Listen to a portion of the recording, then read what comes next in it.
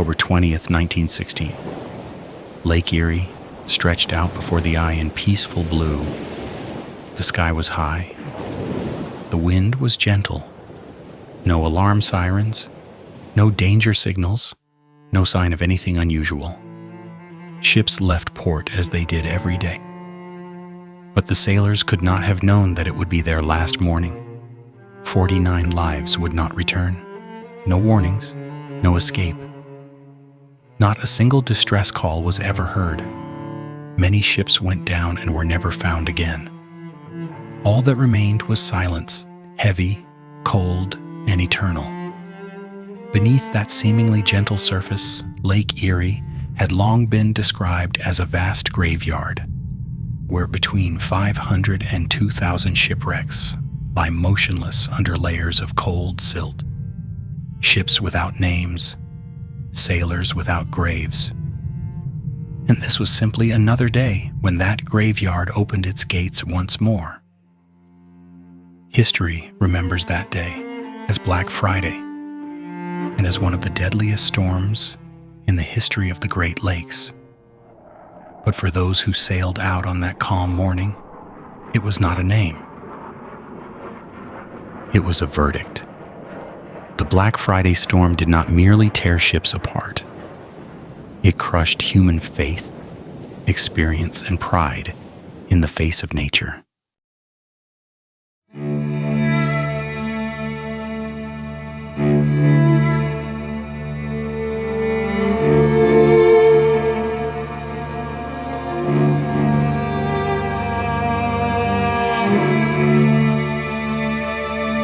In October of 1916, what happened on Lake Erie was not an accident, not a freak moment of bad luck, and not a story that can be explained away by hindsight. It was the result of forces aligning slowly, invisibly, and with deadly precision. Forces that few people on the lake that day truly understood. Far to the south, in the Gulf of Mexico, a powerful hurricane had formed and begun to weaken as it moved inland. But weaken does not mean harmless. The storm carried immense volumes of warm, unstable air, and as it traveled northward, it collided with two additional weather systems, one dropping down from Canada, the other moving east across the Midwest. By the time these systems converged over the western edge of Lake Erie, they had created something far more dangerous than any single storm alone. Lake Erie is the shallowest of the Great Lakes, and that fact would prove fatal. Shallow water cannot absorb the energy of strong winds. Instead, it amplifies it. When hurricane-force winds sweep across a shallow lake, wave energy compresses rather than disperses. Waves rise higher, strike faster, and come one after another with no pause for recovery. On October 20th, 1916, Lake Erie did not behave like a lake. It behaved like an ocean, violent, chaotic, and merciless. For the sailors already on the water, this transformation happened with terrifying speed. What began as deteriorating weather became a full-scale maritime disaster. The Black Friday storm was born, and it would become one of the deadliest storms in the history of the Great Lakes. At the same time, the maritime world of the Great Lakes was caught in a dangerous transition. Steel freighters were beginning to dominate, larger, stronger, and more resilient than anything that had come before them. But they hadn't yet replaced everything.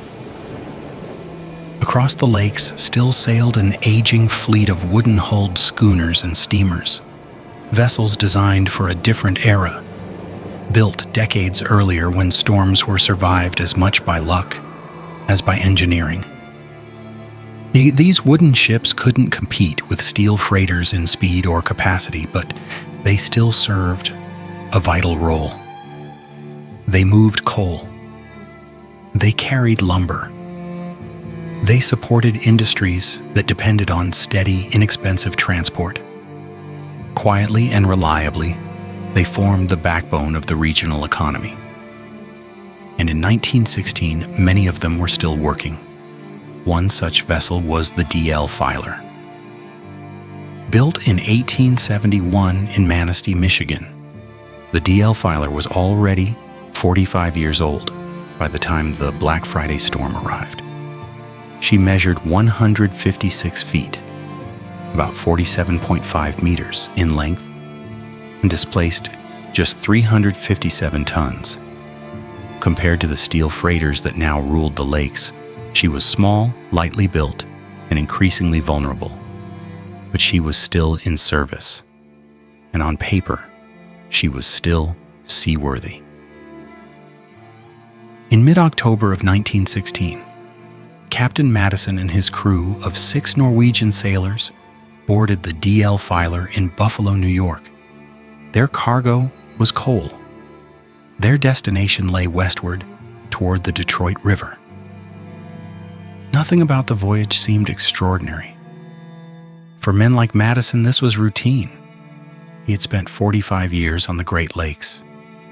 He had seen storms before. He trusted his experience, his instincts, and his ship. Shortly after leaving Buffalo, the weather began to turn. Winds strengthened, waves grew heavier, but nothing yet suggested catastrophe. Captain Madison believed they could push through and reach the safety of the Detroit River. Every mile west, he thought, brought them closer to shelter. What he could not know was that each mile forward brought them deeper into the heart of the storm. For 2 days, the D.L. Filer battled worsening conditions. By Friday, October 20th, the mouth of the Detroit River finally came into sight. But by then, Lake Erie had fully transformed. Winds screamed across the surface. Waves battered the schooner without mercy. The aging wooden hull began to fail. Seams opened, planks shifted. Water poured in faster than the pumps could remove it. As night fell near Bar Point, the situation became hopeless. The D.L. Filer began to sink. She went down in relatively shallow water, only 18 feet deep.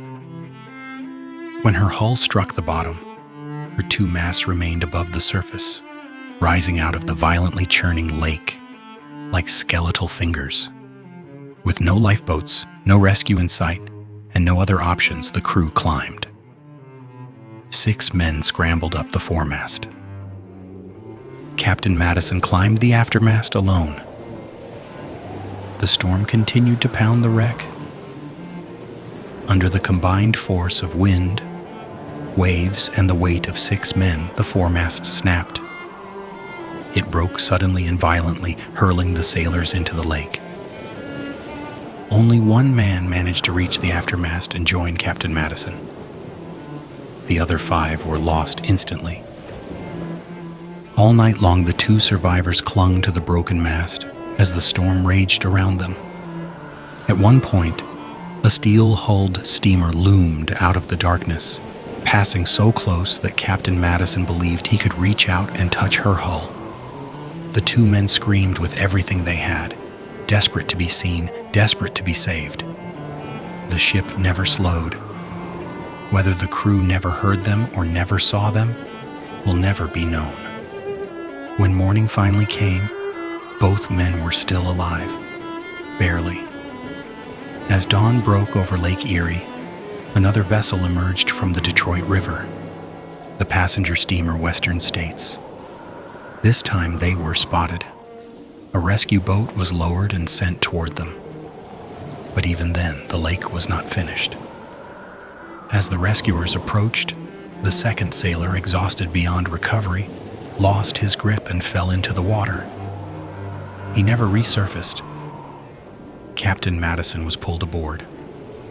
Of the 7 men who had sailed on the D.L. Filer, he alone survived. This was not just a shipwreck. It was a warning. the story of the DL Filer reveals the true nature of the Black Friday storm. It shows how quickly normal conditions can turn lethal. It exposes the limits of experience when technology, weather, and geography collide. And it forces us to confront a hard truth. On that day, Lake Erie did not negotiate. It judged, and for many who sailed on October 20th, 1916, that judgment was final.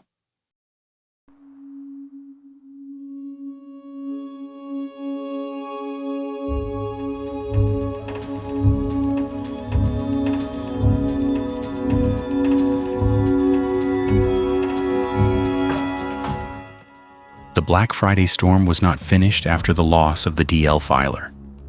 That tragedy was only the beginning.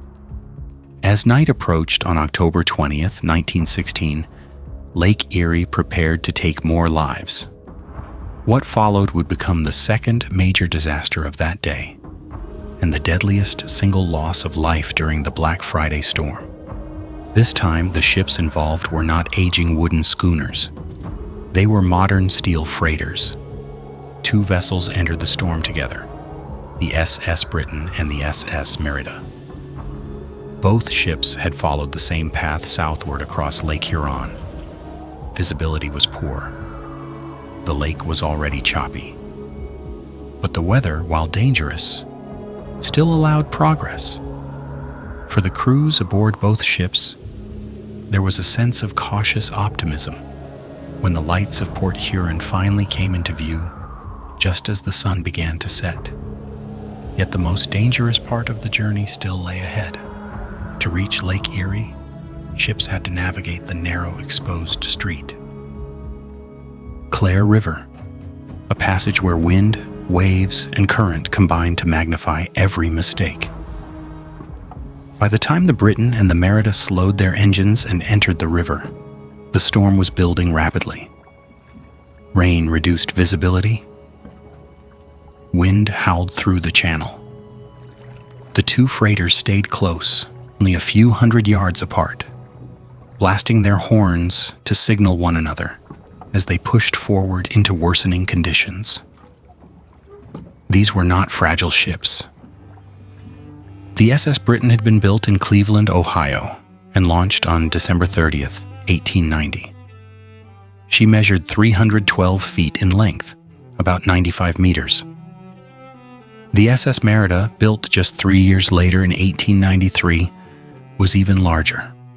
Constructed in West Bay City, Michigan, she stretched 377 feet, 115 meters, and for a time held the unofficial title of Queen of the Lakes as one of the longest vessels operating on the Great Lakes. And they were products of the Steel Age, strong, powerful, and trusted. By daybreak on Friday, October 20th, both ships had passed Detroit and entered Lake Erie. As they rounded Bar Point and set their course toward Buffalo, the weather changed dramatically. Leaving the shelter of the river exposed them fully to the storm. Massive waves slammed into their steel hulls. Water broke over the decks. What had been difficult suddenly became dangerous. On the bridge of the SS Britain, Captain J.F. Massey took one look at the lake ahead and did not like what he saw. Waves were already breaking over the spar deck. The wind showed no sign of easing, and everything about the storm suggested it was still strengthening. Captain Massey made a decision that would save lives. He turned the Britain toward the relative shelter of Cedar Point and dropped anchor. The ship would ride out the storm. From the bridge, Captain Massey and his first mate watched as the lights of the SS Merida faded into the darkness, disappearing into the heart of the Black Friday storm. Captain Harry L. Jones of the Merida made a different decision. Whether he believed in the strength of his ship, trusted his experiences, or assumed the storm would soon pass, will never be known. What is known is this: the Merida pressed on. She continued eastward into Lake Erie, that decision sealed her fate. The SS Merida and all 23 souls aboard vanished that night. Not a single distress call was heard. No flares were seen. No wreckage surfaced during the storm. The lake swallowed the ship completely. When the storm finally cleared days later, the truth began to emerge in the most haunting way possible. Another freighter came upon a grim sight, bodies floating together in the waters of Lake Erie. Many wore life preservers. Stitched onto them was a single name, Merida. There were no survivors. What exactly happened to the S? Merida has never been definitively determined. Perhaps her hatches failed, under the relentless pounding of the waves. Perhaps her hull was torn apart. Perhaps she rolled into a trough and never recovered. In the chaos of hurricane-force winds and towering seas, there were no witnesses, and Lake Erie gave no answers, only silence. This was the second major catastrophe of Black Friday, and it claimed more lives than any other single incident that day. The story of the Britain and the Merida stands as one of the clearest lessons of the Black Friday storm. 2 ships, 2 captains, nearly identical conditions, and one critical difference: the decision to wait or the decision to push forward. Captain Massier chose caution. His crew survived. Captain Jones chose to continue. His entire crew was lost. This is not a story about weak ships or bad seamanship. The Merida was a powerful steel freighter. She had survived storms before. But on October 20th, 1916, confidence was not enough. Experience was not enough. Steel was not enough. On that day, Lake Erie did not reward bravery. It did not respect reputation. And it did not forgive momentum. One decision, made in fading light under rising wind, separated survival from disappearance. And in the cold waters of Lake Erie, the S. Merida became more than a wreck. She became a warning etched not in steel, but in the lives of 23 men who never came home.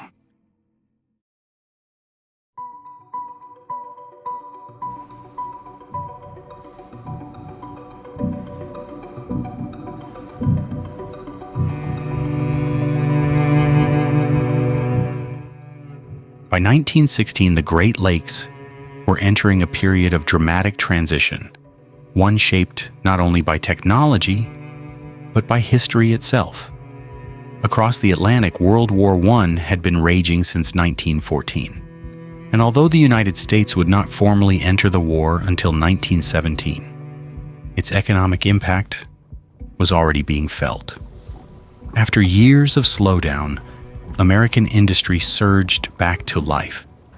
Steel mills roared, factories demanded raw materials, and the Great Lakes, America's industrial artery, became more important than ever.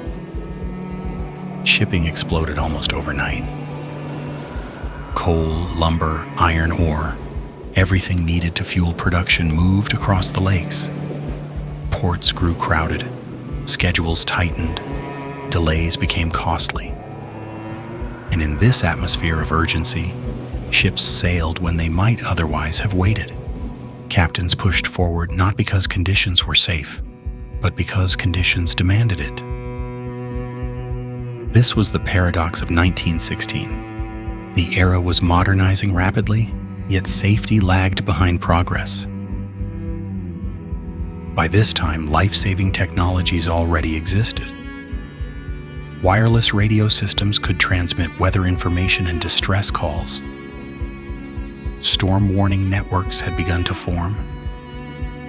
New regulations, some prompted by disasters like the Titanic, were making ocean-going ships safer than ever before.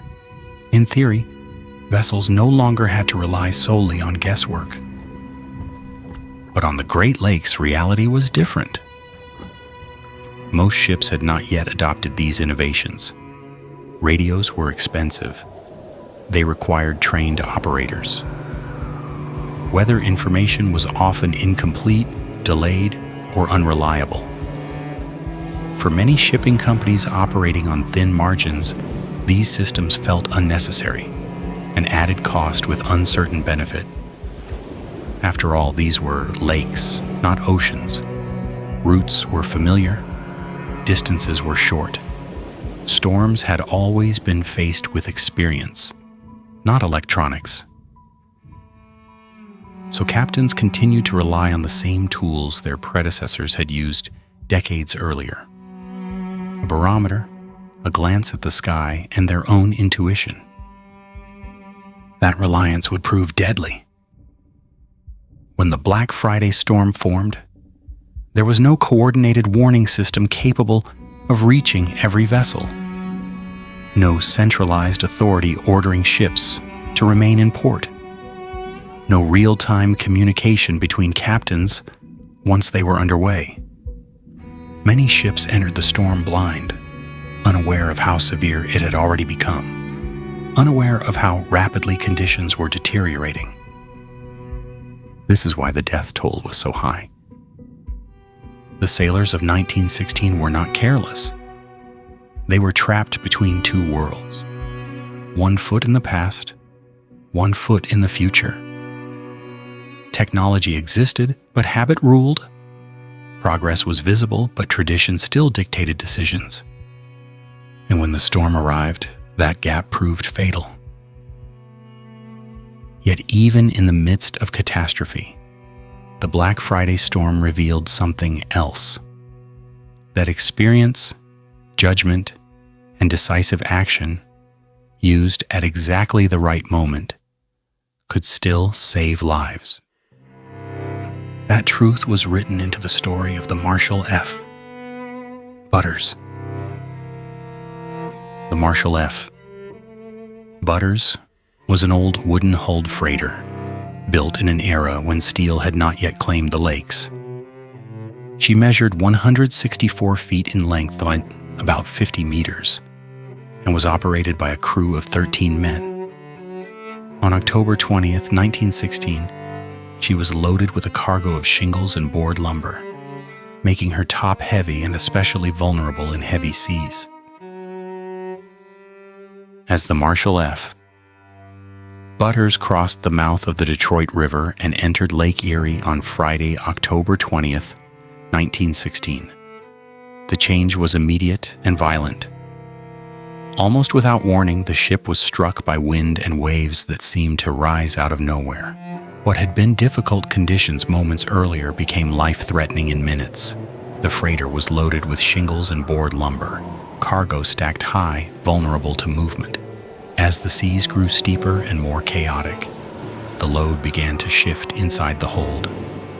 Each roll of the ship sent thousands of pounds of lumber slamming to one side, then the other. With every shift, the list increased. Captain McClure knew instantly that his ship was in serious danger. He shouted orders to the crew to trim the cargo, to rebalance the load and fight the list. The men rushed below deck, struggling to keep their footing, as waves hammered the hull and water began forcing its way inside. But the storm was moving faster than they could respond. The Butters was taking on water rapidly. The list became severe. Within moments, the situation turned dire.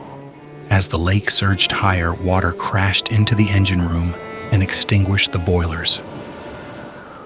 The ship lost power. With her engines dead, the Marshall F. Butters was no longer fighting the storm. She was drifting, completely at its mercy. Realizing the ship could no longer be saved, Captain McClure made a critical decision. He ordered the lifeboat launched. 10 men climbed aboard and were sent away from the sinking vessel. The captain and 2 others remained behind, not out of hesitation but purpose. Captain McClure stayed at the whistle. Again and again he sounded the ship's whistle, long, desperate blasts, hoping that someone somewhere might hear them over the roaring wind. The Butters was going down approximately 10 miles southeast of Southeast Shoal, an area normally busy with traffic. But in the chaos of the Black Friday storm, visibility was nearly zero. Once the ship slipped beneath the waves, the danger would only increase.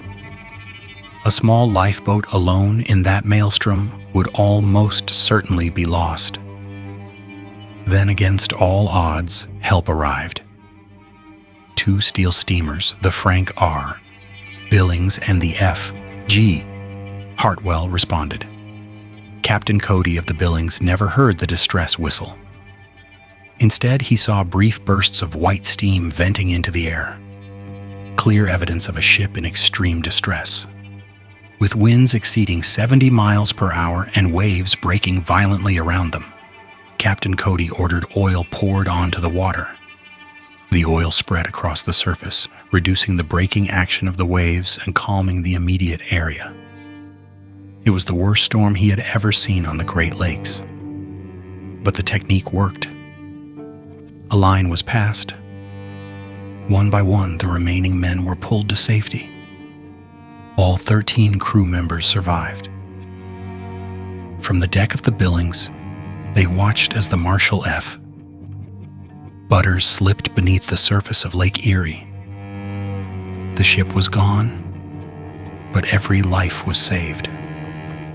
For a brief moment, the rescue of the Marshall F. Butters stood out like a single beam of light cutting through the darkness of Black Friday.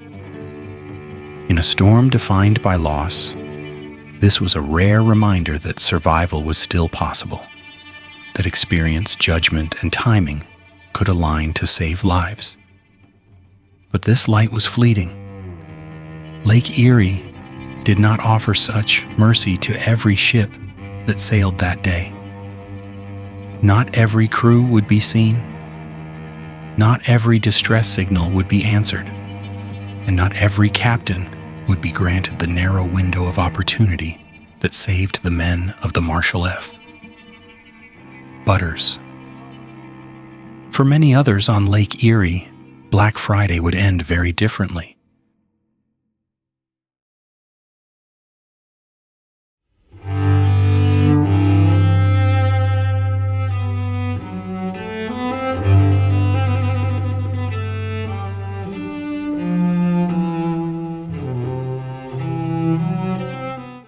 In the middle of the Great Lakes shipping boom, when steel ruled the water and confidence ruled the captains, there was a certain kind of ship that carried a reputation almost like armor. Not just strong, not just well-built, but something more dangerous than strength, a belief, a legend, a quiet assumption that this vessel could take whatever the lakes could throw at it. The James B. Colgate was a whaleback freighter, one of those strange, cigar-shaped pig boats that looked unlike anything else on the water. Built for efficiency, built to cut through waves, built to keep moving while others slowed down. Whalebacks earned a reputation for toughness that bordered on invincibility. People spoke about them as if they were made for storms, as if the Great Lakes themselves had finally met their match. The Colgate was one of 44 whaleback freighters built between 1887 and 1898. She was constructed by the American Steel Barge Company in Superior, Wisconsin, launched in 1892, and measured 308 feet, about 94 meters, in length. For 24 years, she sailed without any major incident. 24 years.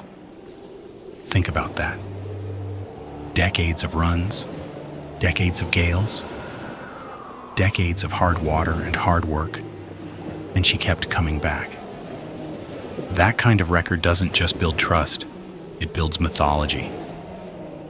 But whalebacks had weaknesses, serious ones, and the Black Friday storm of 1916 would expose them without mercy. Their low, rounded decks invited water to wash over them, even in calmer seas. Their small hatches were prone to damage. Their low profile made them difficult for other ships to see, leading to collisions.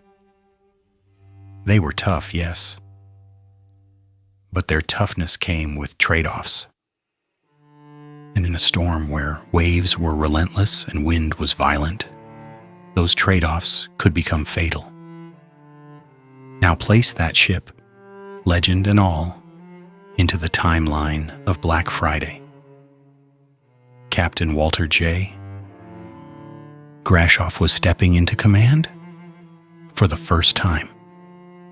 This was his first voyage as captain of the James B. Colgate, but not his first experience on her. He had been with the ship for over 10 years, serving as her first mate. He knew her behavior, her rhythm, her strengths. He had ridden her through storms before. And there is a special kind of confidence that comes when you believe you know your ship like you know your own body. So when the Colgate was loaded with coal in Buffalo, New York, and the wind and rain began building, it didn't feel like a reason to stop. It felt like a test. A test he believed the ship could pass, and a test he believed he had to pass in front of his new employers. Because too many delays could cost a captain everything. One season, one chance, one reputation on the line. The Colgate pushed away from the pier just after midnight, early Friday morning, October 20th, 1916, and headed out toward Lake Erie. As she moved forward, she passed other freighters anchored behind the breakwater. Their captains had made a different choice. Wait it out. Shelter. Hold position. Let the storm spend itself before committing to open water. The Colgate did not join them. She kept going. For the next several hours, she battled into the gale. But the progress was brutal. She barely made headway at all. By evening, she was only just passing Long Point, only a fraction of what she would normally cover in that amount of time. The storm had become a wall, not a challenge, a wall. And then came the problem that would destroy her. Her tarpaulin, her protective covering, had already been shredded. And because of the hurricane-force winds and the constant waves washing over her low deck, it was impossible for the crew to venture out and properly secure the hatches. That's not a dramatic flourish. That's physics and terror. A man stepping onto that deck would be hit by water again and again, thrown, drowned, torn away. The design that once made the whaleback efficient now made her a trap. They could not protect the openings. They could not seal what needed to be sealed.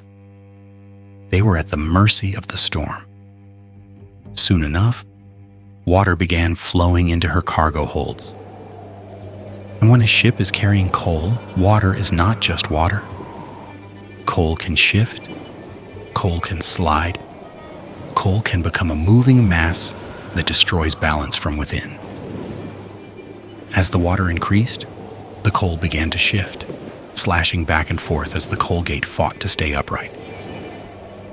By 8 p.m., the ship was listing badly. Now understand what that means. By 8 p.m., the Colgate was no longer simply enduring the storm. She was losing the battle inside herself. Her own cargo turning into a weapon against her, her own design, preventing the crew from stopping the flood, and then something tore. The bulkhead of her forward deck house ripped open. Water poured into the forecastle and the windlass room. The ship began settling by the bow, nose down, sinking forward. The worst angle in those conditions, because every wave now crashed where the ship was already falling. Captain Grashoff was facing every captain's nightmare. The moment you realize there is nothing left to do. Not because you are weak, but because reality has closed every door. Outside the pilot house, hurricane-force winds ripped across Lake Erie. Massive waves washed over the vessel one after another, erasing the boundary between air and water. In that chaos, it was almost impossible to imagine anyone surviving in the open lake. Still, the crew did what sailors do when the end is near. They gathered. At 10 p.m., Captain Grashoff and his crew of 25 men were up top. At 10 p.m., in the Black Friday darkness, James B. Colgate plunged beneath the waves. In an instant, she was gone. 26 men, captain included, were thrown into Lake Erie. Their life preservers were not enough. Not in that storm. Not against those waves. Not against that cold, that violence, that relentless motion. Captain Grashoff nearly went under himself. And then at the edge of his final breath, something struck him in the darkness. It wasn't a wave. It wasn't debris. It was their raft. A crude 5x5 platform, small, unstable, barely a promise of survival. 2 men had already managed to climb aboard, and they helped pull the captain up. 3 men, Captain Grashoff, a stoker, and an engineer, lay flat on their bellies, clinging to that tiny square of wood as it was thrown across the lake. In Grashoff's own words, they rode it like a bobsled, rising and falling along invisible tracks, like men trapped on an eternal roller coaster. Hours passed. And then the lake flipped the raft. A massive wave rolled it over, dumping them back into the water. Captain Grashoff and the engineer managed to climb back on top. The stoker was gone. More hours. More darkness. More cold. And again the raft flipped. This time, only Captain Grashoff was able to pull himself back onto it. The engineer never resurfaced. Now he was alone. Alone on a tiny raft in the middle of Lake Erie after the deadliest storm had taken his ship. Alone with the screaming wind. Alone with the weight of 25 men who had been alive beside him just hours earlier. He drifted like that for a day and a half. At one point, a steamer passed in the night, but it failed to spot him. Imagine that moment. Seeing salvation in the distance, feeling hope rise, and then watching it slide away into darkness, leaving you still trapped on a 5x5 square of wood. Time stretched. The body breaks. The mind starts to fracture. Cold turns into something that feels like sleep. Hunger becomes dull. And grief becomes heavier than water. Finally, on the morning of Sunday, October 22nd, the Marquette and Besser No. 2 came into view. Ironically, it was the second ship of that name, a replacement for the original, which had itself been lost on Lake Erie in 1909. The lake had already proven what it could do, and now it was proving it again. Captain Grashoff, nearly dead, was lifted aboard. He was the only survivor, 1 out of 26. Let that number land. 26 men entered the storm on the James B. Colgate. 25 never came home. 25 names became absence. 25 families received silence instead of voices. And Captain Grashoff lived. But survival has a cost that isn't measured in miles or hours. He would spend the rest of his life knowing he could not save his ship or his men. That is the final cruelty of Black Friday. It didn't only kill bodies. It left at least one man alive to carry the weight of what could not be undone. This is the climax of the story because it destroys the illusion we cling to when we face danger. The illusion that some things cannot fall. The James B.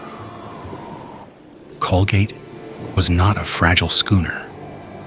She was a steel whaleback with decades of survival behind her, built in an era that promised modern strength. She was supposed to be tough. She was supposed to be reliable. Some even believed whalebacks were nearly unsinkable. And yet on October 20th, 1916, Lake Erie broke that belief. The Black Friday storm proved that invincible is not a material. It is not a design. It is not a reputation. It is a story people tell themselves. Right up until the moment the water rises, the hatches fail, the cargo shifts, the bow dips, and the lake decides the ending. And when the lake decides, all that remains is the verdict, and the survivor who has to live with it.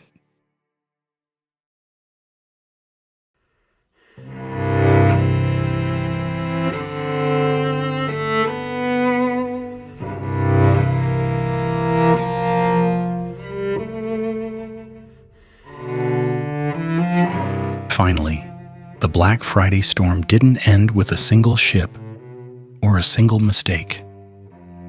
By the time Lake Erie finally calmed, 49 lives were gone. 49 sailors, men who left port believing they would return, were erased in less than 24 hours. That number alone places the Black Friday storm among the deadliest storms in the history of the Great Lakes. And yet today it is rarely spoken of. There are no grand monuments rising from the shoreline. No names carved into stone for most of the men who never came home. Their stories rest where they fell, beneath the dark, shallow waters of Lake Erie, alongside wrecks that have never been fully recovered and answers that were never given.